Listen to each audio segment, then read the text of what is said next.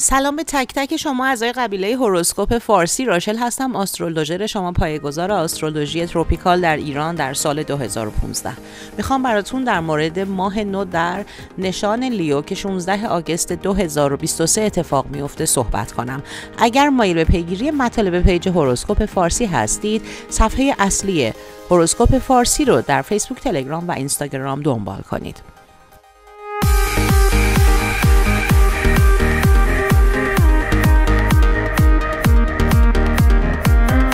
خب امروز 16 آگوست 2023 و ماه نو تا ساعت دیگه اتفاق میفته.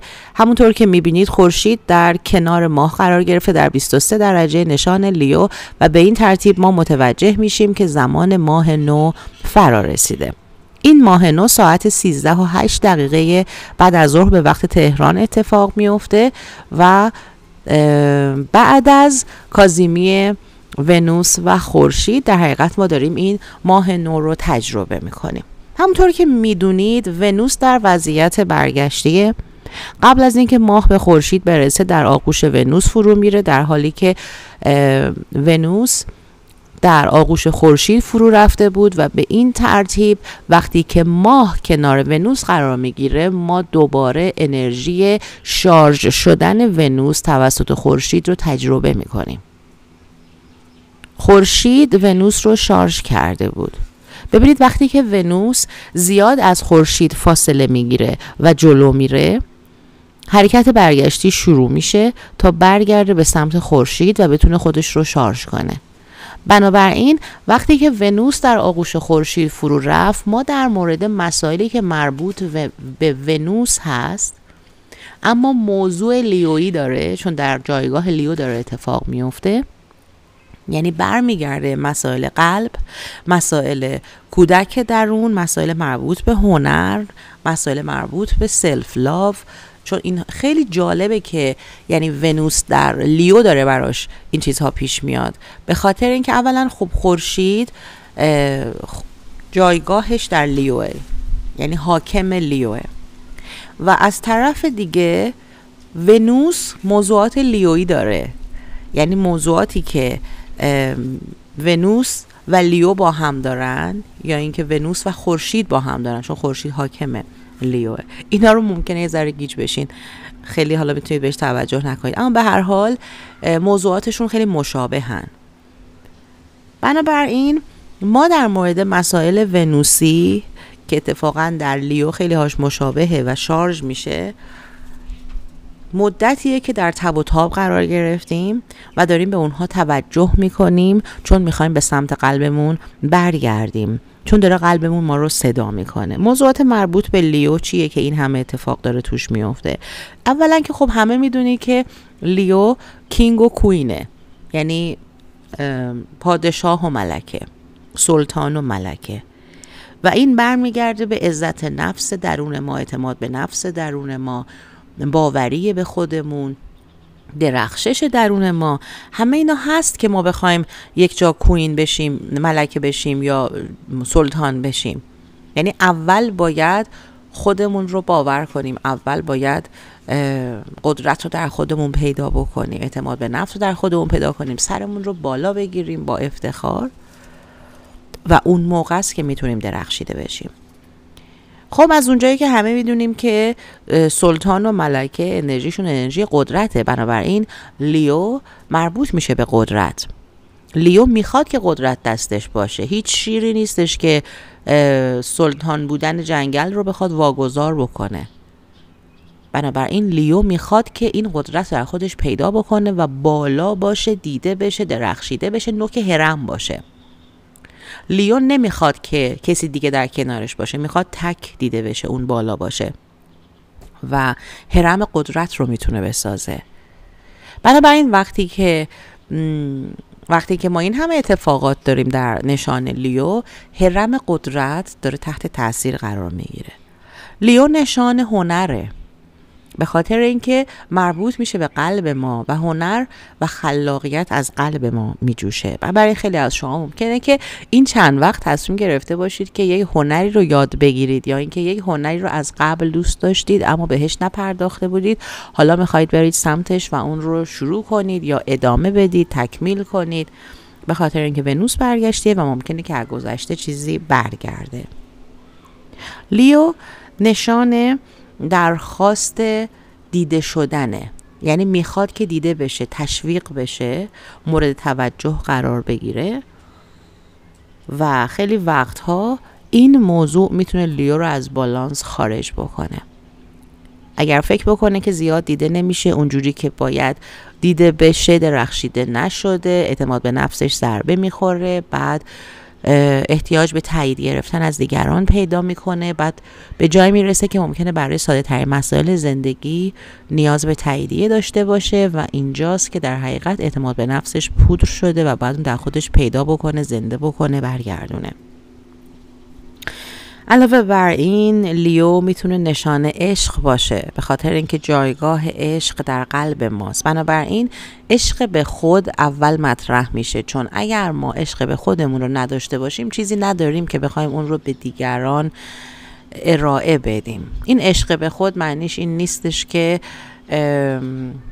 من باید دیگران له بکنم چون من از همه مهمترم، من از همه بهترم، من از همه خوشگلترم، من از همه جذابترم، من از همه تواناترم. اینا نیست. این به این معنیه که من خودم رو نابود نکنم، فداکاری اونقدر نکنم که خودم نابود بشم، خودم تشنه بمونم، خودم تنفس نتونم بکنم و فقط فکر دیگران باشم. دقیقا اینجا اون موضوع مطرح میشه که توی هواپیما اول میگن که این ماسک اینجا قرار گرفته، اگر که نمیدونم مشکلی پیش اومد اول باید این ماسک رو دهن خودتون بذارید، بعدن بتونید بذارید کنار، بعدن کمک بکنید تا بغل دستیتون هم ماسکش رو بذاره مثلا، یا کودکتون ماسکش رو بذاره. به خاطر اینکه اگر که شما خودتون هوای تنفس نداشته باشید نمیتونید کمک بکنید به دیگران هم که هوای تنفس داشته باشن. بنابراین فراموش نکنید که لیو روبروش آکواریوس قرار گرفته و این دو تا با هم تکمیل میشن. یعنی اینکه سیراب کردن قلب خودم، و این فقط توجه به خودم نیست، این میتونه کمک کردن به خودم باشه برای اینکه از خاکستر برخیزم، میتونه کمک کردن به خودم باشه برای اینکه استعدادهامو بشناسم، میتونه کمک کردن به خودم باشه برای اینکه قلبم سیراب بشه، بتونم عشق رو تجربه بکنم، بتونم اعتماد به نفسم رو بسازم. اینها همه معنی همون سلف لاو رو میده در حقیقت، و اون چیزهایی که باعث میشه که اینها سست بشه اون چیزیه که در حقیقت داره نشتی خود عشق ورزی ایجاد میکنه. علاوه بر این لیو جایگاه کودک درونه و همینطور فرزندان، یعنی هم کودک درون خودم هم فرزندم. اون جایی که من کودکی میکنم، اون جایی که من شادی میکنم، تفریح میکنم، لذت میبرم، همونطور که یک کودک لذت میبره بدون اینکه بخواد فکر بکنه که چه اتفاقی فردا میخواد بیفته، اجاره خونه ندارم، نمیدونم پول مدرسه بچه ندارم. میدونید کودک به این چیزا فکر نمیکنه. اون جایی که ما شادی از درونمون میجوشه بدون توجه به خیلی از موانعی که هست، و همونطور که گفتم سعی میکنیم از خیلی از چیزهای ساده لذت ببریم با توجه حتی به اینکه این مشکلات هستن، اما ما قادریم که اونها رو یک گوشه‌ای بگذاریم، اما اجازه ندیم که دریچه قلبمون بسته بشه. علاوه بر این کودک درون خیلی وقتها باعث میشه که ما بتونیم تجربیاتی تو زندگی بکنیم که همراه با ریسک پذیریه. همونطور که یک کودک مثلا میره بالای تخت، از اونجا میپره پایین، فقط حواسش به اینه که چقدر تونست ارتفاع رو بیشتر بکنه، حواسش نیست به این که ممکنه پاش بشکنه. یه بار دیگه میره بالاتر، از لبه نرده میپره پایین، میگه من تونستم الان بیشتر بپرم. این میشه ریسک پذیری. بنابراین لیو قدرت ریسک پذیری بسیار بالا داره. لیو نشان شهرت و دیده شدن و سلبریتی ها و اینها. بنابراین تحت تاثیر این ماه نو و این انرژی هایی که در لیو اتفاق میفته، همه این موارد در ما داره تحت تأثیر قرار میگیره. اینهایی که براتون گفتم کدهایی که در تک تک ما وجود داره، چون همه ما در قسمتی از چارت تولدمون نشان لیو رو داریم. خب مطمئناً برای نشانهای فیکس تأثیرش بیشتره. چرا؟ چون لیو میفته توی خونه های مهمی از نشانهای فیکس، یا مثلا خود لیوه که میفته تو خونه یکش، یا تارسه که لیو مثلا میفته خونه 4ش. اینها خونه های اساسی چارتن، خونه هایی که ستون اصلی چارتن. یا آکواریوسه که لیو میفته خونه 7ش، یا عقربه که لیو میفته خونه 10ش. خونه های 1 4 7 10 مهمترین و تحت تأثیر قرار دهنده ترین، یعنی ما رو بیشتر از همه خونه ها تحت تأثیر قرار میدن. اینها بیشتر این انرژی رو دریافت میکنن و این روزها هم دریافت کردن، چون تازه نیستش که الان نشانهای فیکس اکتیو شدن و قسمت لیو بی نهایت تحت تأثیر قرار گرفته. ما مدتی بود که لیومون انقدر فعال نبود. آکواریوس فعال شده بود با وضعیتی که پلوتو داشت، ساترن اینجا بود، ما مدتی همش گفتیم آکواریوس آکواریوس آکواریوس. نمیدونم، عقرب فعال بود به خاطر اینکه نود جنوبی در عقرب بود مدت ها. تارس همچنان فعاله به خاطر اینکه ژوپیتر و اورانوس اینجا هستن. نود شمالی اینجا بود. ما خیلی از اینا حرف میزدیم، اما لیو رو خیلی اکتیو نداشتیم، ولی مدتیه که الان ما لیومون خیلی فعال شده و حالا ماه نو داره اتفاق میفته. چند روز قبل کاظیمی ونوس و خورشید اینجا اتفاق افتاد، در حالی که اورانوس اینها رو همش داره مورد لطف خودش قرار میده، در زاویه 90 درجه با اینها قرار داره و همینطور ژوپیتر. اینها وقتی که میگذرن از ژوپیتر و اورانوس میگذرن. این ماه نو کاملا در 90 درجه با اورانوس. اورانوس سیاره غیر منتظره ها، سیاره شوک دهنده است، ایجاد اختلال میکنه در بعد سوم به خاطر اینکه انرژیش بسیار بالاست، فرکانس انرژیش خیلی بالاست. اورانوس خدای بهشته، خدای آسمان هاست و برقی که میزنه برای بعد سوم سنگینه و خیلی وقتها مثلا انگار که مثلا قدرتش روی اینجا متمرکز نمیشه، میزنه، میتونه شوک بده، از حالت نرمال خارج بکنه، میتونه باعث ایجاد تغییر روند روتین بشه و یه دفعه یک شرایطی ایجاد بکنه که ایجاد هرج و مرج باشه و از کنترل ما خارج بشه اوضاع.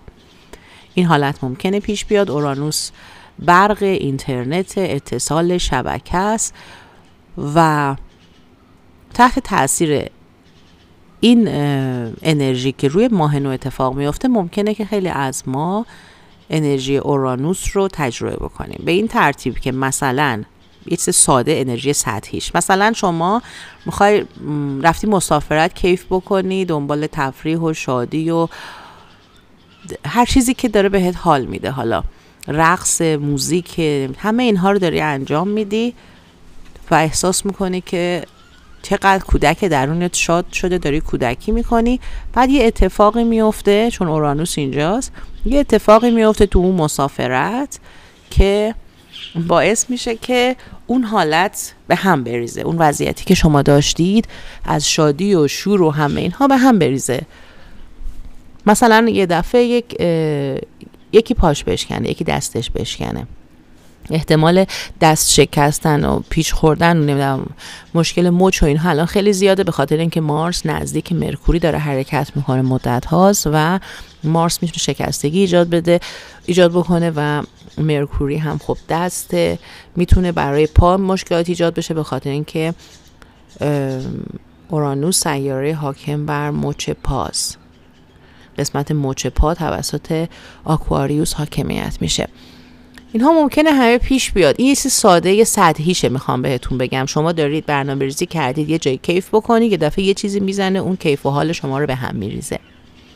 ممکنه در حد همین موضوع ساده این ماه نو مثلا یک کاری بکنه که شما این انرژی رو دریافت بکنید، به خصوص اگر در حوالی 23 درجه نشانهای فیکس سیاره‌ای داشته باشید. اما خب موضوع عمیق‌تر از این حرف هاست که فقط مثلا من دارم شادی میکنم، کودکی میکنم، تفریح میکنم، یه دفعه اتفاقی میفته. موضوع عمیق‌تر از اینها هم میتونه باشه.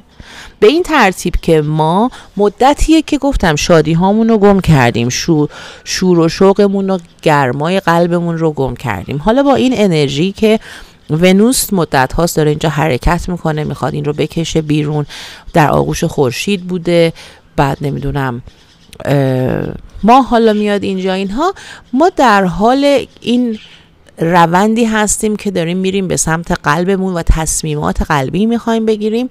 یه دفعه ممکنه یه چیزی بشه که ما شک بکنیم به تصمیممون، یعنی ما رو به هم بریزه از اون وضعیت استیبل، یعنی مثلا احساس میکنیم پامون روی زمین مستحکمیم، خارج بشه و نوسان ایجاد بکنه و این شک و تردید در ما ممکنه که بعداً باعث بشه که ما برگردیم عقب روی الگوهای قدیمیمون، به خاطر اینکه مرکوری به زودی حرکت برگشتی شروع میکنه. ممکنه که به این حالت بشه، یعنی من دارم میرم یک تصمیمی رو دارم میگیرم با ریسک و نمیدونم بعدش چیه، اما احساس میکنم که یعنی قلبم احساس میکنه که به این ترتیب دریچه‌اش گشوده میشه و انسدادهاش باز میشه. اما اتفاقاتی ممکنه بیفته که من بترسم از اون حرکت، چون این حرکت دیده میشه اینجا به خاطر اینکه مارس با جوپیتر، با اورانوس در زاویه تراینه. مارس داره از طرف اورانوس شارژ میشه، داره قدرت حرکت میگیره، مثل ماشینی که با برق داره کار میکنه و کردیمش توی برق که الان شارژ بشه. بنابراین این ماهنو قدرت حرکت میده. این ماهنو داینامیکه، خیلی داینامیکه، فعاله، حرکتش بالاست. ولی به خاطر این اورانوس ممکن اختلالاتی ایجاد بشه که ببینید تو پرانتز من همش میگم برمیگردیم به مسائل گذشته، به خاطر اینکه ما مرکوری برگشتی رو پیش رو داریم که با ونوس برگشتی همراه میشه. خب حالا ما میتونیم برگردیم و اگر مشکلی هست، انسدادی هست از گذشته، اون رو برطرف بکنیم، یا اینکه ممکنه که انقدر در آنالیز و انتقاد از گذشته و حسرت گذشته و غرغر گذشته فرو بریم که دیگه قلبمون رو فراموش کنیم. ببین اینها چند تا فرکانسه که من دارم صحبت میکنم. ما میتونیم از اینها کمک بگیریم، راه حل پیدا بکنیم. ما میتونیم از آتنا کمک بگیریم، از مرکوری کمک بگیریم، از مارس کمک بگیریم، راه حل پیدا کنیم، حرکت بکنیم، یه سری از گنده‌کاری‌های قبلی رو ترتمیز بکنیم. یا اینکه ممکنه که بریم توی قسمت فکر کردن بیش از حد، overthinking، دیگه انقدر ریز آنالیز بکنیم که اگر چیزی پرفکت نیست پس من نمیتونم انجام بدم، همه چی باید عالی باشه، فلان باشه، یعنی گیر بکنیم توی قسمت پایین خوشه، فرکانس پایین خوشه و برگردیم عقب روی الگوهای قبلی بمونیم و یادمون بره که قرار بود قلبمون رو زندگی کنیم. خب من فکر میکنم نباید بگذاریم که این اتفاق بیفته. ما هرچی هم که باشه الان باید بریم به اون سمتی که قلبمون داره ما رو صدا میکنه. حالا کودک درونمونه، شادی درونمونه، کودک خودمونه، حتی یک چیزی هست که داره با انرژی لیو بالا میاد دیگه. من الان خوندم که لیو شامل چه چیزایی، هنر، خلاقیت درونمونه، یه ورزشیه که میخوام یاد بگیرم، کیف کنم، انجامش بدم، یه چیزیه که به من شور و شادی و شعف میده، یه ریسکیه که میخوام انجام بدم، اما یه چیزی داره به من یک آلارمی میده. اورانوس میتونه یک اختلال ایجاد بکنه که آلارم دهنده باشه که من بیشتر حواسم رو جمع کنم، اینم میشه. یا اینکه منو بکنه از جایی که من نمیتونم برم سمت قلبم، اینم میشه. ببینید مدل‌های مختلف داره، نمیشه بگیم فقط یک حالته. ممکنه که من خودم رو به یه چیزایی بستم و میترسم ازش کنده بشم، اورانوس اونا رو میکنه و باعث میشه که من یک حرکت تازه بکنم. این حرکت تازه برای حل کردن خیلی از مسائلیه که در گذشته وجود داشت و حل نشده بود. ببینید مرکوری و ونوس برگشتی با هم پیش رو داریم. حالا من براتون یه مثال میزنم برای اینکه بعضیا میگن چرا راشل همش میگیم و برمیگردیم روی گذشته، این خوبه بده، خوب و بد نداره، من اینو 1000 بار گفتم. به هر حال موضوعی که از گذشته هست باید حل بشه که ما بتونیم بریم جلو. ببینید لیو نشانه فرزنده. خب فرض میکنیم که این ماه نو داره روی ماه یک نفر، یعنی ماه نیتالش، ماه چارت تولدش داره اتفاق میفته. این ماه نو داره روی اون ماه نیتال اتفاق میفته و ماه نیتال مادره و لیو نشانه فرزنده. ممکنه که بین این مادر و فرزند مشکلی بوده از گذشته و حالا ونوس برگشتی هم از این نقطه رد شده و اینجا تو آغوش خورشید فرو رفته، ناخالصی هاشو سوزونده و حالا تو این حالت برگشتی مثلا این مادر و فرزند باید بیان کنار هم مشکلاتشون رو صحبت بکنن. مرکوری برگشتی میره عقب، مشکلات گذشته رو صحبت بکنن، خیلی از اونها رو پاکسازی بکنن، خیلی از اون انسدادها رو تا بتونن ازش عبور بکنن، تا بتونن حرکت بکنن. پس نمیشه بگیم ما میخوایم گذشته رو رها کنیم، ولش کنیم. ما نمیتونیم، خیلی وقتها به گذشته بسته ایم. ما با تارهای انرژی مخفی به گذشتمون بسته شدیم. اونجایی که بتونیم اونو برای خودمون حلش کنیم میتونیم ازش آزاد بشیم. حالا یه وقتی هست که شما در این حل کردن باید با یک نفر دیگه صحبت بکنی، با یک نفر دیگه همراه بشی تا بتونی حلش بکنی و ممکنه این آدم از گذشته تو باشه. من قبلا هم گفتم ممکنه که شما در حسرت یک رابطه، حتی حسرت رابطه‌ای که برات تموم نشده، مدت هاست که هستی، یعنی تار انرژیت بسته است و ونوس برگشتی اون رابطه رو میاره، تو باهاش حال میکنی، کودکی میکنی، تجربهش میکنی، قلبتون رو حس میکنه و بعداً به یه نقطه میرسی که میخوای ادامهش بدی یا میخوای ببندیش. ما نمیتونیم یه جمله بگیم و بگیم گذشته رو رها کن. این خودش پروسه است. بسته شدن و رها شدن از گذشته پروسه است. اگر که ما همینجوری توی یه جمله میگیم ما داریم یه پروسه رو اینجوری خلاصش میکنیم، اما بسته شدنش، رها شدن از گذشته خودش برای خودش داستان داره. خوندم یکی میگفت مگه که نود جنوبی توی ترازو نیست پس ما باید رها کنیم. یعنی چون ونوس حاکم ترازوه و نود جنوبی در ترازوه، ما باید گذشته رو رها کنیم چون نباید به نود جنوبی بچسبیم. ما نباید به نود جنوبی بچسبیم، اما 18 ماه نود جنوبی در ترازوه، ما نود جنوبی رو زندگی میکنیم. من قبلا هم گفتم اینو، من قبلا هم تو ویدیوها گفتم اینجوری نیستش که ما اصلا نپردازیم به نود جنوبی. نه، وقتی چرا نود جنوبی یک سر محوره و یک سر دیگرش نود شمالیه؟ چون این دوتا با هم در تعادل به هم کمک میکنند با هم رشد کنیم. یعنی نود جنوبی کمک میکنه تا نود شمالی رشد کنه. اینجوری نیستش که ما نود جنوبی رو میندازیم دور نگاش نمیکنیم. اینجوری نیست. من امیدوارم بتونم درس بدم آسترولوژی رو تا اینا رو بتونم توضیح کامل بدم برای کسایی که میخوان یاد بگیرن. موقعی که نود جنوبی در عقرب بود من به شما گفتم که ما برمیگردیم به احساسات عمیق، به چاکراهای پایینمون، چون شرط رشد نود شمالیمون در تارس همونه. یک سری از مثلا انسداد فرض کنید تو چاکرای ریشه شما باید حل میشد که میتونستی توی چاکراهای بالاتر به مرحله حضور در لحظه برسی. 18 ماهی که نود جنوبی در ترازو و نود شمالی در قوچ، زمانیه که ما یاد میگیریم که حتی از توانمندی های قبلی که در نود جنوبی به دست آوردیم از قسمت نود جنوبیمون، یعنی از ترازومون، چطور استفاده بکنیم تا نود شمالیمون پرورش پیدا بکنه. ببینید به این سادگی نیست که اونو ولش کن اونو بچسب، اینجوری نیست. یه چیز جالب مثال برای خودتون بزنم، از خودم میگم، انرژی ها برای من همجوری جاری میشه. ببینید الان برای آکواریوس که من آکواریوس هم، محور نود شمالی و نود جنوبی روی قسمت 3 و 9.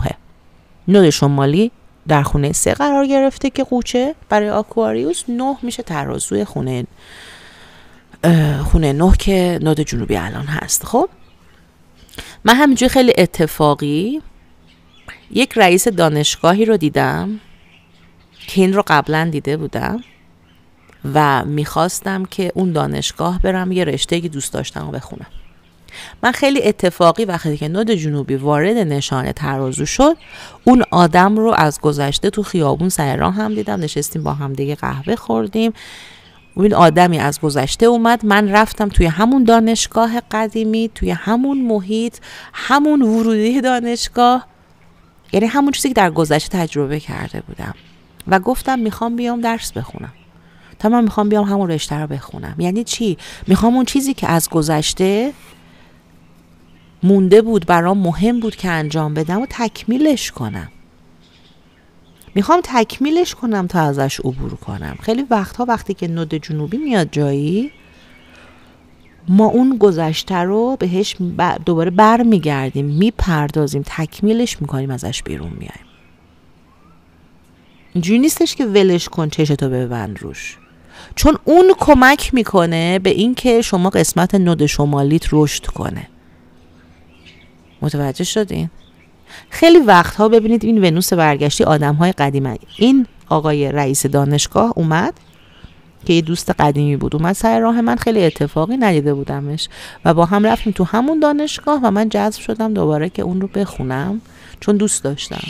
گفتم من میام این کورس رو میگذرونم و اون رو تکمیلش میکنم و اون کمک میکنه قسمت سم که حالا اون مغز مرکوریال منه، نوشتن منه، صحبت کردن منه، لکچر دادن منه، اونها به این ترتیب شروع کنه پرورش داده شدن. خیلی وقتها وقتی که نود جنوبی در خونه 9 شماست، شما ممکنه یک سفر خارجی بکنی، برگردی به جاهایی که قبلا بودی. نمیتونی بگی چون نود جنوبی تو خونه 9 من پیش میاد برات. برمیگردی اون جاها رو دوباره میبینی، تداعی میشه برای خیلی از خاطرات گذشته، خیلی از آدم‌های گذشته رو دوباره میبینی، از اونها عبور میکنی. خیلی از اونها و اون حالت ممکنه که تو اونجا گیر باشه، چیزهایی باعث میشه کمک بکنه که شما نود شمالیت رو پرورش بدی. متوجه شدین؟ پس نگید که الان چون اینجوریه ما باید اینا اصلا یک جمله، اینا اصلا تک نسخه‌ای و تک جمله‌ای نیست. این چیزها محور نود جنوبی، نود شمالی، یا اینکه مثلا میخوام مثال بزنم براتون، وقتی که هم آغوشی خورشید و ونوس اتفاق افتاد، کاظیمی ونوس، اگر که این اتفاق افتاده باشه روی نود شمالی یا روی نود جنوبی یک نفر، که این آدم ممکنه که با یک نفر دیگه رابطه‌ای داشته که الان اونم براش داره این کاظیمی روی ونوسش اتفاق میفته، خب این دوتا سر راه هم قرار میگیرن، هم دیگر رو میبینن. نمیتونید بگید که پس باید چی کار کنیم. یعنی نشون میده که اینها باید همدیگر رو ببینن. وقتی ما میگیم که گذشته رو رها کن، یعنی تکمیلش کن، ازش عبور کن، جایی که لازمه باهاش وقت بگذرون و بعد بیا بیرون. شاید هنوز باید یه قسمت هایت رشد بکنه در همراهی اون آدم، اما ممکنه که اون آدم آینده تو نباشه. میدونید؟ آدم باید با آگاهی بره جلو. خیلی وقتها نمیشه از اون مثلا رفت. مثلا فرض کنید این اتفاق الان داره میفته، پیوند اینها داره اتفاق میفته مثلا رو ونوس یک نفر، روی نود شمالی یک آدمی داره برمیگرده و داره پشتش، یعنی یک آدمی از گذشته داره میاد و پشتش داره توی چارت نیتال شما، یعنی با ترانزیت، یعنی تاثیرات چارت ترانزیت رو چارت تولد شما داره اندیکیتورهای ازدواج رو نشون میده.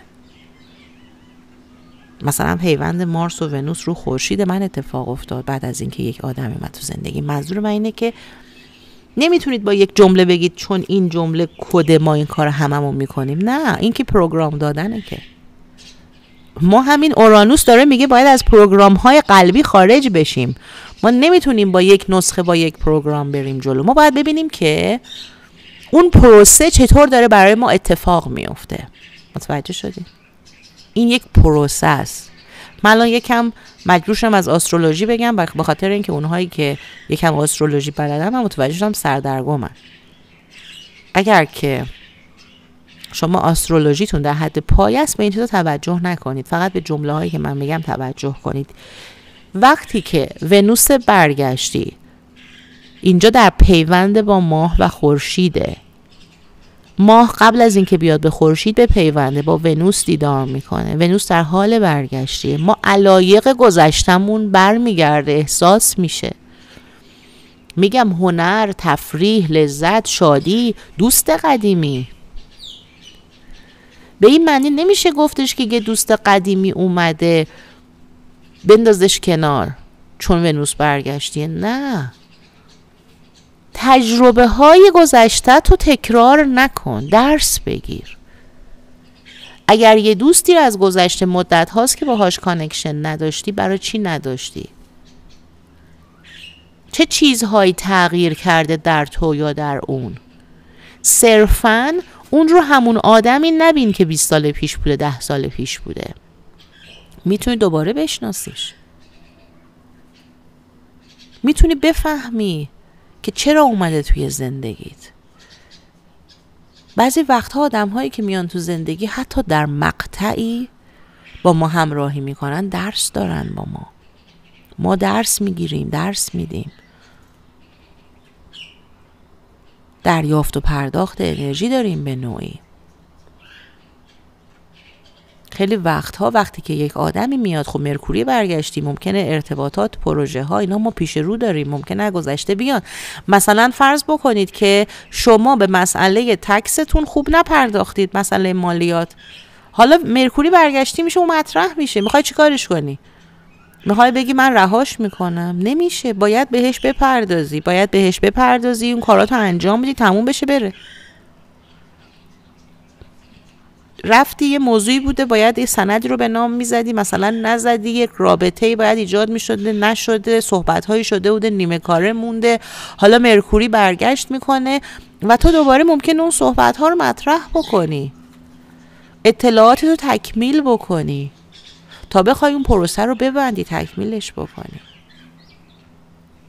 فکر نکنید اگر سیاره ها میرن گذشته یعنی ما مثلا باید چشممون رو گذشته ببندیم، اینجوری نیست.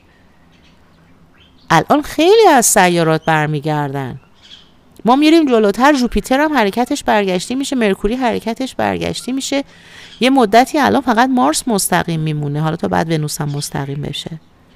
این همه سیاراتی که میرن عقب یعنی چی؟ یعنی انسدادهای گذشته هست، نیازهای در گذشته هست که باید بهش رسیدگی بشه. صرفاً اگر آدمی از گذشته میاد، اتفاقا چون نود جنوبی در ترازو، احتمال اینکه آدم‌ها از گذشته بیان خیلی بیشتره.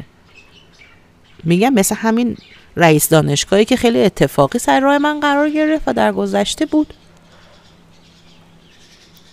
ممکنه که شریک کاری شما بوده باشه، حالا این شریک کاری ممکنه که دیگه شریک کاری شما نشه، ممکنه که یک فرم دیگه، یعنی ببین تغییر الگوها داریم، اورانوس میشکنه این الگوها رو، ممکنه یه تغییر فرم دیگه، ممکنه که یک نفری مثلا پارتنر عشقی شما بوده، حالا میاد یه بیزینسی داره، میاد صحبت میکنه با شما در مورد بیزینسش، شاید علاقه‌مند بشید که با هم کار کنید، شاید اون باعث بشه که مثلا به شما یه کشوری معرفی بشه، شما مهاجرت کنید. مثال میگم، من نمیتونم به اندازه همه اتفاقات و سناریوهای دنیا مثال بزنم، چیزایی که میاد تو ذهنم براتون میگم. ممکنه مثل همین رئیس دانشگاه بیاد باعث بشه که من برم بشینم سر یه دانشگاهی که دوست داشتم اونجا بشینم، اون رشته‌ای که دوست داشتم رو بخونم، علاقه قلبی بود که من داشتم بهش بپردازم، چون نصف کاره مونده بود. میخواین بگید چی؟ میخواین بگید چون این آدم از گذشته اومده من بهش اهمیت نمیدم؟ نه، اون گذشته از گذشته اومده، یکی از خواهش‌های قلبی شما رو داره در وجودتون زنده میکنه، داره به یاد شما میاره چیزی که در گذشته میخواستید رو، و شما نگاه میکنی برمیگردی میگی من هنوز این خواهش درونی رو دارم، من هنوز این علاقه رو دارم، من هنوز دوست داشتم نمیدونم پیانو یاد بگیرم، چرا ول کردم؟ میخوام برم ادامه بدم، من دوست داشتم برم تئاتر یاد بگیرم. فرصت نشد، مثلا بچه دار شدم، افتادم توی مشکلات زندگی، نشد، حالا وقتشه، میخوام برم ادامه بدم. اینا همه گذشته ایه که ما میریم اونجا و تکمیلش میکنیم. و در خودمون خیلی وقتها وقتی که اون رو دوباره برمیگردونیم به وجودمون، شور و حال برمیگرده به روحمون. ما قلبمون رو قراره پیدا کنیم و ممکنه در مسیر زندگی خیلی وقتها بذرهایی کاشتیم که حالا رشد کرده، میوه داده. بذرش رو گذشته کاشتیم، اما الان میوهش رو میتونیم بگیریم. ممکنه که توجه نکرده بودیم بذرش رو کاشتیم و توجه نکردیم که این درخت میتونه رشد بکنه، حالا رشدش بدیم. ولش کرده بودیم شاید. میدونید این برگشتی ها برای اینه. من ازتون خواهش میکنم که یه جمله رو نگیرید دستتون و همه قوانین زندگی رو با اون حکم بهش بدید. مثلا من به شما گفتم در مورد خودم، گفتم وقتی که ژوپیتر اومد مثلا توی خونه 4 من کمک کرد، مرکوری برگشتی فلان داشتیم، کمک کرد که مثلا روابط من گذشته خیلی مسائلی که بود با خانواده‌مو حل بکنم. خب الان مثلا میخوام بگم چی؟ میخوام بگم این در گذشته است و بذارمشون کنار؟ نه، برمیگرده و ما میبینیم که در کجاها با هم دیگه نقاط مشترک داریم، در کجاها با هم دوباره میتونیم رشد بکنیم، چطور میتونیم قلب هم رو زنده نگه داریم. من دارم میگم قلب من زنده میشه تا من کمک کنم قلب دیگران هم روح بگیره. ما نمیتونیم همه چیز رو مطلق بگیم لیو نشان سلف لاو، پس ببخشید گور پدر بقیه. نه، اینجوری نیست. روبروش آکواریوسه، با روبروش تکمیل میشه. ما سلف لاو رو میخوایم برای اینکه بتونیم این عشق رو در خودمون سیراب کنیم تا به دیگران هم بدیم، اما نه اینکه خودمون رو، قلبمون رو، خواسته هامون رو، رویاهامون رو، هویتمون رو همه رو نابود کنیم به خاطر بقیه. ببینید اینا با هم فرق میکنه. اینا نکات ظریفیه که باید بهش دقت کرد و خیلی وقتها اگر ما درست متوجه نشیم، اشتباه برداشت کنیم، اشتباه حرکت میکنیم. به هر حال این که اینجا به خصوص که خب ژوپیتر هم قلبش قبل از اینکه بخواد با خورشید، یعنی ماه با خورشید دیدار کنه، با ژوپیتر صحبت میکنه و ژوپیتر، ونوس، اینا همه سیارات بنفیکن، یعنی سیارات خوش انرژی هن. اما باید حواسمون باشه که ما اینجا عینک صورتی به چشممون نزنیم، چون اینا خوش انرژی هن. یعنی این که خیلی به چیزی که چجوری بگم، یعنی ما به یک چیزی خیلی امید میبندیم که یک دفعه میزنه ترکیده میشه، عینک صورتی میشه. این به خصوص که اورانوس این وسطه ممکنه یه دفعه خیلی از برنامه هامون اونجوری که ما فکر میکردیم پیش نره. من اینجوری میکنم، بعد اینجوری میکنم. میدونید الان ما نمیتونیم بگیم که چی کار میکنم بعد اینقدر برنامه ریزی دور الان اونقدر نمیتونیم بکنیم. میتونیم همین الان اون حرکتی که لازمه بکنیم، به خصوص که مارس با ژوپیتر با اورانوس در زاویه خوبیه و اگر که اورانوس اینجا بزنه چیز رو به هم بریزه، مارس میتونه قدم خوبی برداره. ممکنه در لحظه لازم باشه که یک تصمیم بحرانی گرفته بشه و مارس این کار رو میکنه. مثل همون تفریحی که گفتم، شما رفتید جنگلی، کوهی، دریایی، دشتی، دارید کیف میکنید، یک اتفاق غیر قابل پیش بینی میفته، پای یکی پیش میخوره، مارس میره دکتر میاره. مثال میگم، یعنی قدرت اجرایی هست. این یه مثال ساده است. ممکنه که شما برنامه کاریت به هم میخوره، مارس اینجاست، مرکوری اینجاست، به شما قدرت حرکت میده به سمت اون هدفی که توی دلت بوده. میگه برو به سمت اون. آپشن بهت میده، انتخاب بهت میده، قدرت حل کردن اون مشکل رو بهت میده. اون چیزی که مشکل نیست، فقط یک عدم همراستایی بوده و اورانوس داره توش اختلال ایجاد میکنه. مثال میگم. یا این که شما رفتارهایی داشتید که همراستا با قلب شما نیست، صرفا برای این بوده که یکی از شما راضی باشه، پارتنرت از شما راضی باشه، مردم از شما راضی باشن. لیو دیگه میخواد راضی بکنه بقیه رو. خیلی وقتها خودش رو ندیده میگیره، خواسته خودش رو ندیده میگیره، شخصیتش رو میچرخونه طبق خواسته اونا، ماسک میزنه، اونجوری رفتار میکنه. ممکن شما اونجوری رفتار میکردی، اورانوس میزنه میگه نه اینجوری رفتار نکن، خودت باش، الگوهات رو بشکنی، تصمیم به تغییر رویه بگیری برای اینکه به شکوفایی درونت برسی، برای اینکه کودک درونت رو شارژ بکنی، برای اینکه روحن و قلبن شاد باشی وقتی داری یه کاری میکنی، لذت ببری ازش، همون چیزی باشه که دلت میخواد. این موضوعات داره اتفاق میفته. ببینید جونو هم وارد نشان لیو شد، در 0 درجه نشان لیو. بنابراین بدون شک این قسمت نشان لیو همراه میشه با تعهدات. حالا ما به چه چیزی میخوایم متعهد بشیم که قلباً برامون مهمه، قلباً بهش متعهد باشیم، نه زبونی. ما برای چی داریم شورش میکنیم، انقلاب درونی میکنیم؟ از یه چیزی که نمیخوایم بیایم بیرون و قلباً به چیزی که میخوایم متعهد بشیم. ببینید لیلیت پیشتاز بوده، لیلیت پیشتاز بوده، پس ما خیلی تغییر رویه ها دادیم. این شروع شده، چیزی نیستش که از همین الان شروع بشه، شروع شده و ما ممکنه که برای اینکه باهاش هم راستا بشیم مجبور باشیم یک سری کارهایی که میکردیم رو نکنیم، خیلی رفتارهایی که میکردیم رو کنار بگذاریم. ممکنه که اورانوس ناگهانی ما رو وادار به این کار بکنه، اون الگوها رو بشکنه، یا ممکنه که حالتی ایجاد بکنه که ما شک بکنیم به مسیرمون. اینا هست، بلرزیم، بترسیم، ممکنه یک زمین لرزه به ما بده که ما احساس کنیم جای پامون صفر نیست، نگران بشیم. اما چیزی که مهمه اینه که مسیری که از گذشته بوده و برای ما جمود، انجماد قلبی ایجاد کرده بوده، قلب ما توی یک دیوار صخره‌ای بوده، توی یک قلبه صخره‌ای بوده، اینا باید بریزه. لیو اینو تجربه کرده. لیو خیلی وقت بوده که قلبش در انجماد فرو رفته بوده. ممکنه که این اورانوس بزنه اون انجماد رو بریزه و این مارس و اورانوس بهش قدرت حرکت بدن برای اینکه از اون جمود در بیاد. و این مرکوری برگشتی اگر برگرده عقب و ناتمومی های گذشته رو، مشکلات گذشته رو صحبت بکنه، این فرکانس بالاشه.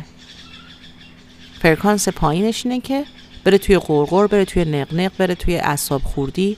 اعصاب خوردی خیلی ممکنه به خاطر اینکه اورانوس میتونه باعث اعصاب خوردی بشه، استرس عصبی بشه.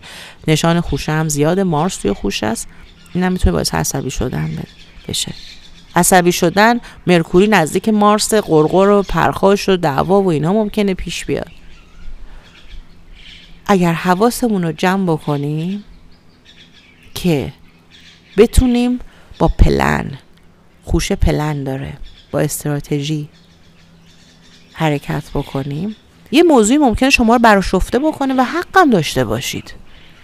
اصلا ممکنه که حق با شما باشه و یک چیزی داره اینجا خارج از عدالت رفتار میکنه، به خاطر اینکه ونوس برگشتیه. ونوس سیاره حاکم بر ترازو، ترازو نشان عدالت، نود جنوبی در نشان ترازو. ممکنه که عدم تعادل و عدم عدالت رو ببینید،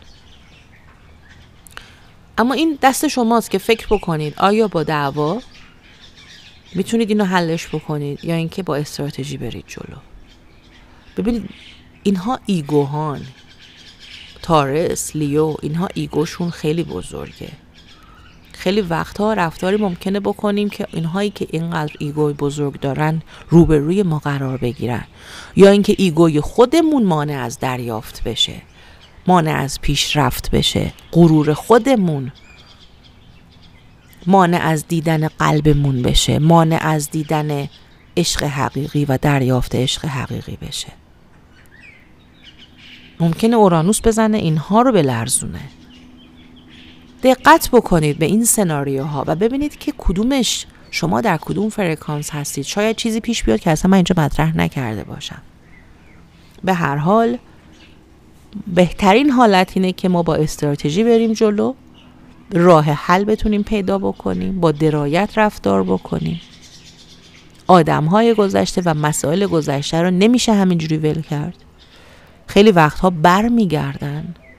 برمیگردن چون باید یک سری مسائل در مورد اونها مطرح بشه، حل بشه. شاید کمک بکنن ما چیزی در درون خودمون پیدا بکنیم، شاید کمک بکنن یک قسمتی از کدهای وجودی ما فعال بشه.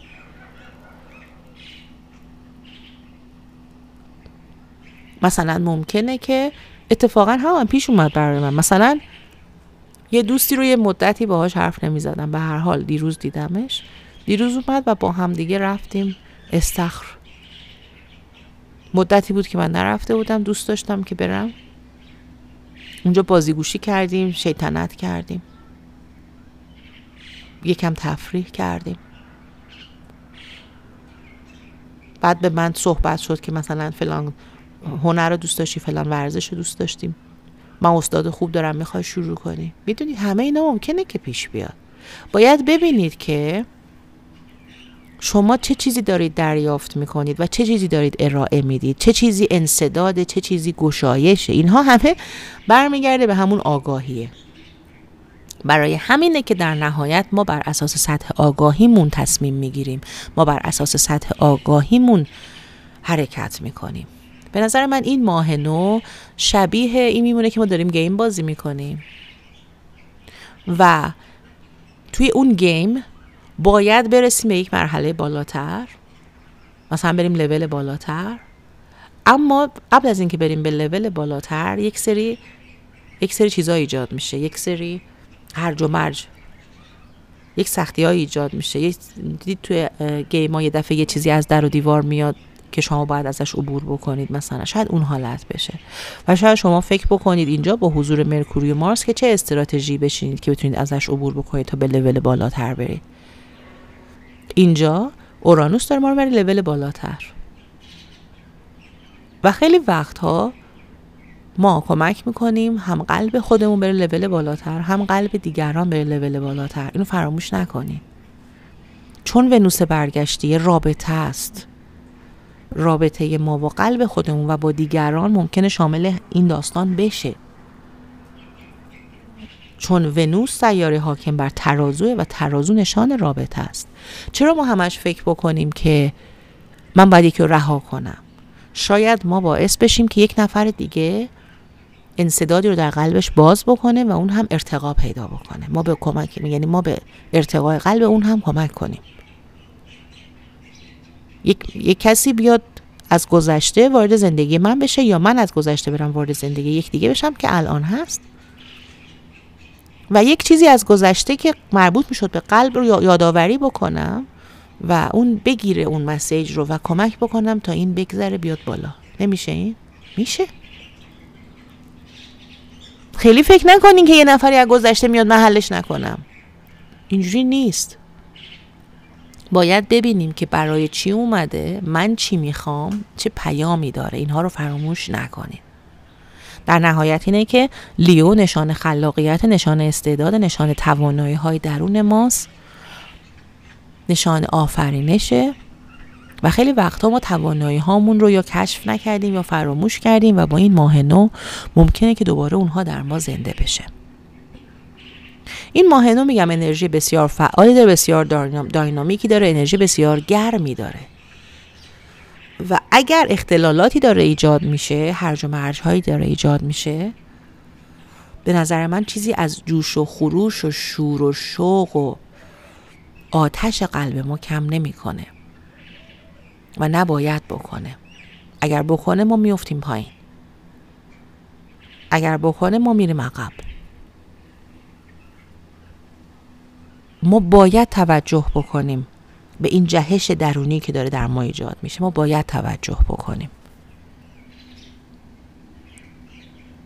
ما باید بهش اهمیت بدیم، یعنی نباید فراموشش بکنیم. مثلا اگر که مرکوری برگشتی شد و همون موضوعات مدرک و این مدارک قدیمی و نمیدونم همون مالیات و حساب کتاب و بانک و مشکلات نمیدونم نقص مدارک و اینها ممکنه پیش بیاد، حساب کتاب و اینا ممکنه پیش بیاد دیگه، مرکوری، سوء تفاهم های کلامی فلان، اینها نباید باعث بشه که ما این جوش و خروشی که توی قلبمون راه افتاده، این چشمه‌ای که داره میجوشه، ما نباید اینو فراموش کنیم.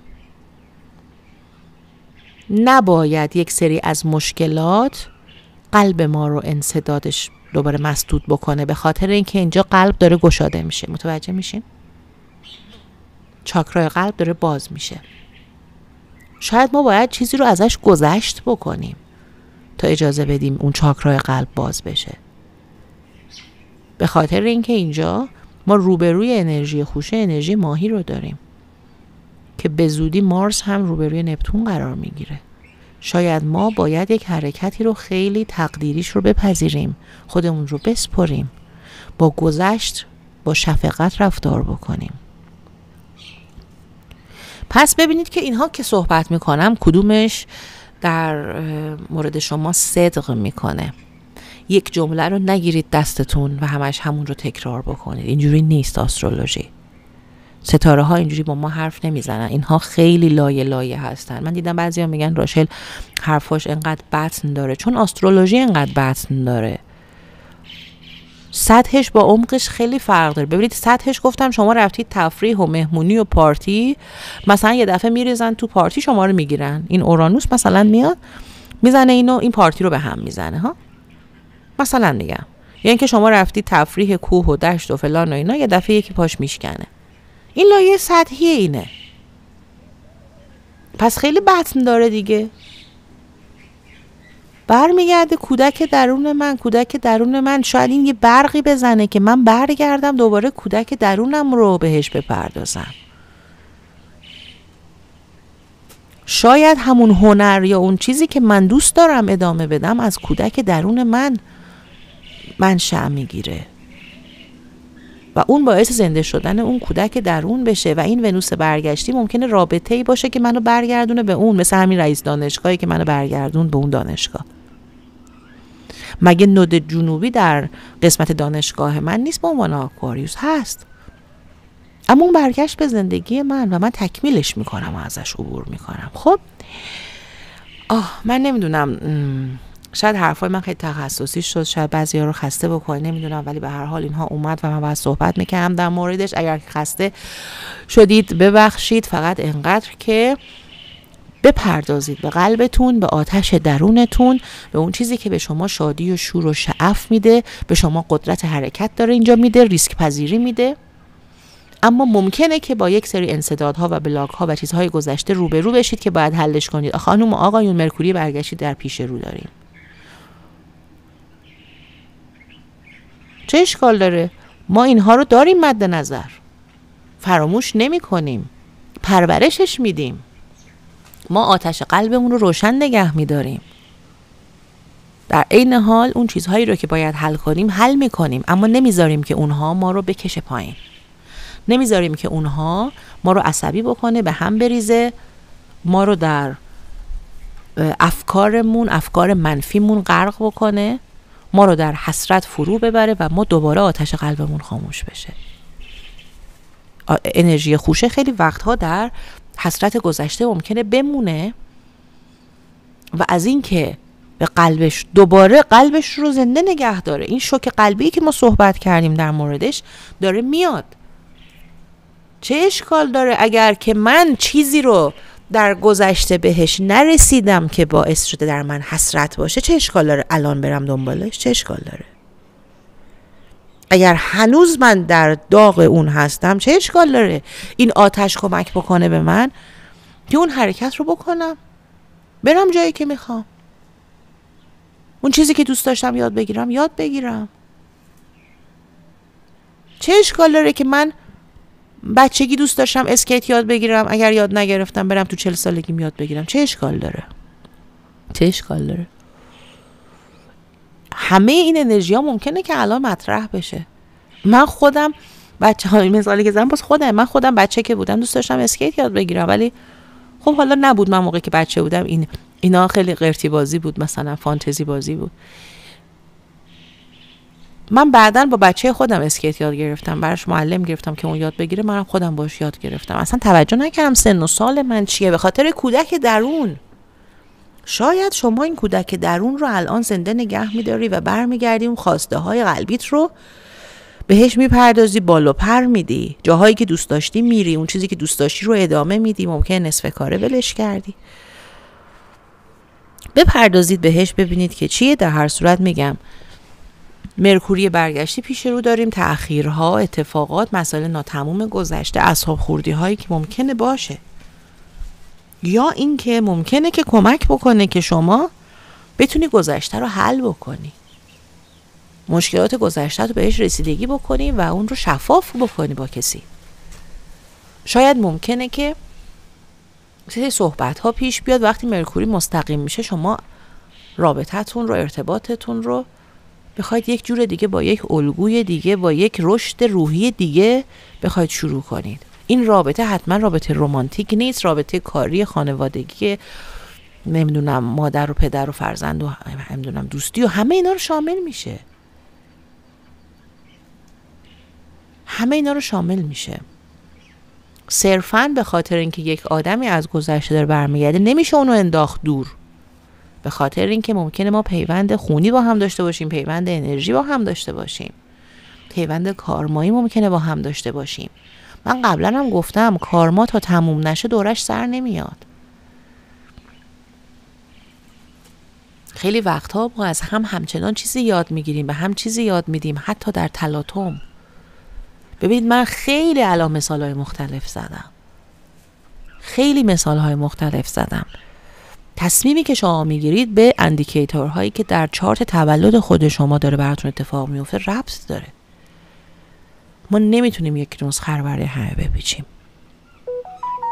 بنابراین پروسه‌ای که داره شروع میشه اینجا تحت تاثیر این ماه نو، پروسه‌ایه که باعث میشه که خیلی از چیزهایی که در قلب ما بوده رو بتونیم ازش آزاد بشیم که بتونیم قلبمون رو روشن کنیم.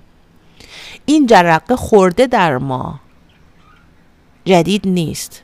ممکنه حرکات جدید و اقدامات جدیدی بکنیم تا بتونیم این آتش رو بیشتر و بیشتر پرورش بدیم، روشن‌ترش بکنیم در قلبمون، حرکت‌هایی بکنیم که شعله ورتر بشه. حتی اگر با موانعی روبرو میشیم، موانع را رد بشیم، راه حل براش پیدا بکنیم. اون چیزی که مربوط به گذشته است و در گذشته میمونه و دیگه به این ارتعاش تعلق نداره، تموم میشه، ازش آزاد میشیم همراه با این اورانوس. و اون چیزهایی که در ارتعاش الان ماست ممکنه که در گذشته نیمه کاره مونده، برای رشد و تکمیل اون نیاز به ارتعاش بالاتری بوده، ممکنه که الان ما به اون بپردازیم و اون رو توی خودمون پرورش بدیم. ممکن نگاهمون تغییر بکنه نسبت به خیلی از مسائلی که در گذشته بوده، بذرهایی که در گذشته کاشتیم اما به دلیل مشکلات زندگی و نگاهمون نتونستیم بهش بپردازیم. الان ممکن نگاهمون فرق کرده باشه و با یک نگاه دیگه بتونیم اونها رو پرورش بدیم. بنابراین امیدوارم که کودک درونتون، شادی درونتون، آتش درونتون روز به روز شعله ورتر بشه. فکر ما خیلی وقتها انسداد میشه برای قلب ما. حواسمون باشه که در اون افکار فرو نریم و بدونیم هر چیزی که داره پیش میاد راه حلش الان هست و این آتش قلب رو روشن نگه داریم و اون رو فراموش نکنیم. امیدوارم که این ماه نو برای تک تک شما اعضای قبیلمون سراسر شور و امید باشه و جرقه قلبتون رو روشن بکنه و چشممون رو باز بکنه، چشم قلبمون رو باز بکنه به این جرقه‌ای که احتیاج داریم برای اینکه قدم بعدی رو در مسیر قلبمون برداریم. با آرزوی موفقیت برای تک تک شما تا ویدیو بعدی. خدا نگهدار. لوهنا و مالاهنا.